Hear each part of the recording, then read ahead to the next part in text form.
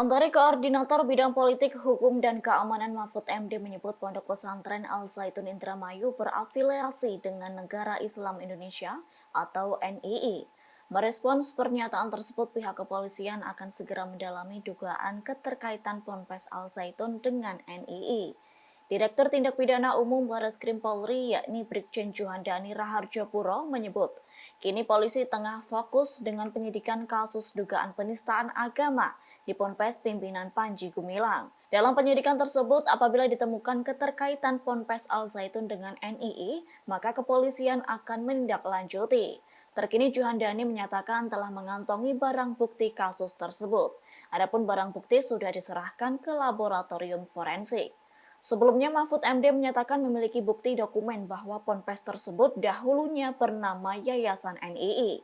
Pihaknya juga menyampaikan munculnya Ponpes Al Zaitun juga tak